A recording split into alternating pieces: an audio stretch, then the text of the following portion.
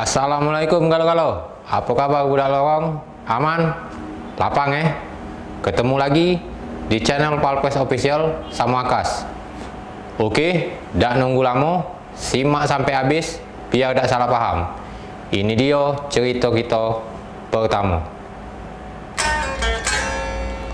Provokator alias inisiator 5 tahanan yang kabur dari Polsek Sukarami akhirnya berhasil ditemukan dan dikasih tindakan tegas.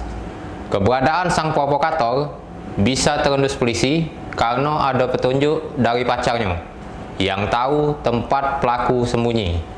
Polisi juga datang direwangi sama malaikat jemput TSK yang sembunyi di kawasan Palem Raya, Kabupaten Ogan Ilir. Semoga lapang Unit Tranmor Satreskrim Polrestabes Palembang berhasil mengetahui keberadaan inisiator atau provokator hingga kaburnya 5 tahanan dari Polsek Sukarami. Pelaku yang diketahui berada di kawasan Palem Raya, Kabupaten Ogan Ilir, terpaksa diberikan tindakan tegas hingga meninggal dunia. Keberadaan pelaku diketahui setelah mendapatkan petunjuk dari pacar pelaku. Kapolrestabes Palembang, Kombes Pol Anum Seteji mengatakan, pelaku merupakan pemain curas yang meresahkan masyarakat. Namun, berkat petunjuk dari pacar pelaku, anggota berhasil mengendus keberadaan pelaku yang berada di Kabupaten Ogan Ilir. Saat tengah malam, tepatnya pukul 2 dini hari, anggota mendatangi tempat persembunyian pelaku namun tidak ditemukan. Kemudian anggota melakukan penyisiran di TKP. Tiba-tiba pelaku muncul sembari mengarahkan senjata ke salah seorang anggota. Lantaran melawan, pelaku diberikan tindakan tegas hingga meninggal dunia. Pelaku adalah selaku inisiator. Beberapa waktu lalu salah satu polsek di jajaran Polrestabes Palembang melarikan diri, dan pelaku ini termasuk yang melakukan selaku inisiator melarikan diri, termasuk dengan beberapa orang lain yang juga sudah kami pidanakan.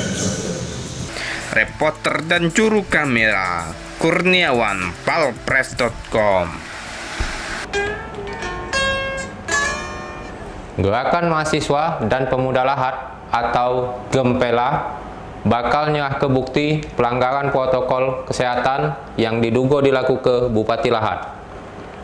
Bukti yang diserahkan adalah adanya kegiatan outbound yang diikuti beberapa pejabat di masa pandemi COVID-19. Gempela menuding kegiatan outbound lah yang jadi pemicu menyebarnya COVID-19 hingga meninggalnya 2 pejabat di Lahat. Boleh balak baik? Gerakan Mahasiswa dan Pemuda Lahat atau Gemapela berencana menyerahkan bukti pelanggaran protokol kesehatan yang diduga dilakukan Bupati Lahat.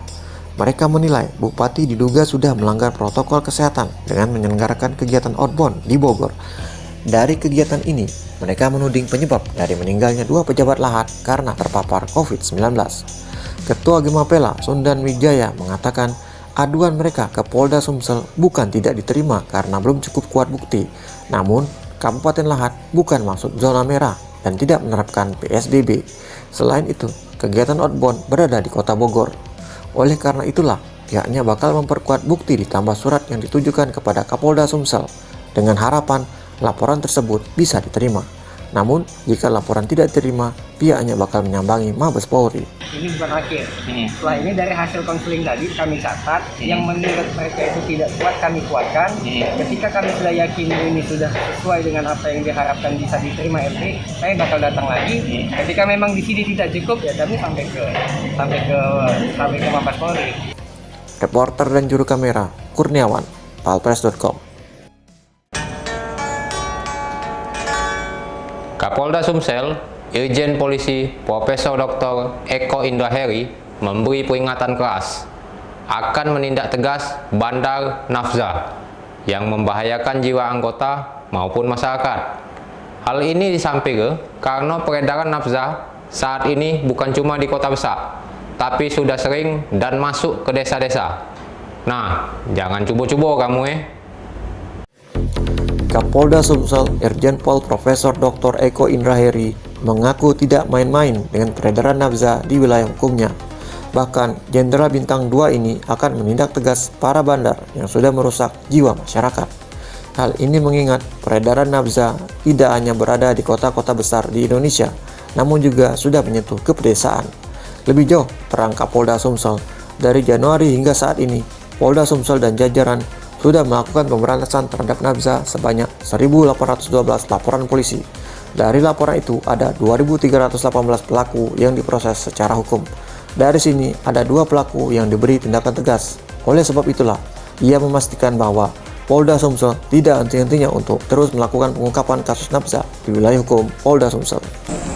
Dari Januari sampai dengan sekarang, Polda Sumsel dan jajaran sudah melakukan pemberantasan terhadap narkoba sebanyak 1.812 laporan polisi yang masuk. Jumlah tersangka yang ditahan sampai sekarang kita proses ada 2.318 tersangka. Jadi saya sudah perintahkan pada seluruh jajaran narkoba dan seluruh anggota Polri tindak tegas terhadap bandar-bandar narkoba yang melakukan dan membahayakan jiwa personel maupun orang lain. Kita tidak main-main. Reporter dan juru kamera Kurniawan, Palpres.com. Penjaga malam inisial AY harus merasuk ke sakit di sekujur badan. Lanang umur 27 tahun ini diajari senam jasmani oleh warga lantaran berusaha ngambil barang bukan miliknya. Dan diamankan juga alat yang dibawa berupa sebilah linggis. Kalau berhasil, uang hasil gawe ini direncanakannya nak beli baju bagus. Nah kau, cak mano? Bagus tak baju tahanan tuh? Aksi yang dilakukan AY harus menjadi pelajaran bagi semua orang. Pria yang bekerja sebagai penjaga malam ini nekat hendak mengambil barang bukan miliknya. Aksinya tersebut diketahui orang sehingga belum sempat dibawa ke kantor polisi. AY terlebih dahulu mendapatkan senam tipis dari warga. Kapolsek SU2 AKP Roy A. Tambunan melalui Panit Reskrim Ibda Mustaqim mengatakan pelaku ini kepergok warga saat hendak mengambil barang di rumah kosong yang ditinggal penghuninya ke luar kota. Atas perbuatannya, pelaku kini ditahan di Mapolsek dan bakal mendekam di penjara di atas 5 tahun. Pelaku merusak fiber pintu samping, kemudian keliling memanjat pagar rumah yang memang kondisi rumahnya itu pagar keliling, pagar tinggi. Kemudian masuk ke dalam pekarangan rumah dengan cara memanjat dengan membawa linggis. Kemudian diketahui oleh jaga malam. Setelah dicek, ternyata di situ pelaku sudah sempat mencongkel jendela tapi belum berhasil rusak. Terus diteriakin oleh warga, akhirnya melompat keluar melalui pagar, dikejar oleh warga dan berhasil diamankan tersangka berikut barang bukti linggis yang digunakan untuk mencongkel jendela rumah korban. Berdua nih bang tersangkanya bang, satu melarikan diri. Diduga 2 orang, satu penunjuk jalannya berhasil melarikan diri, yang satu berhasil diamankan. Sementara itu, pelaku AY mengakui aksinya tersebut dilakukan bersama temannya. Saat sampai di rumah yang dituju, temannya menunggu di luar, sedangkan dia mencoba memanjat pagar rumah kosong tersebut. Namun, aksinya tersebut diketahui warga saat mencoba mencongkel jendela rumah korban. Alhasil, dia pun tertangkap. Sementara temannya berhasil melarikan diri. Sama siapa kau masuk? Nggak tahu kak. Mau apa yang kau bawa? Cuman Linggis. iya linggis itu ya untuk congkel ban. Apa yang nak kita tumbek di rumah itu?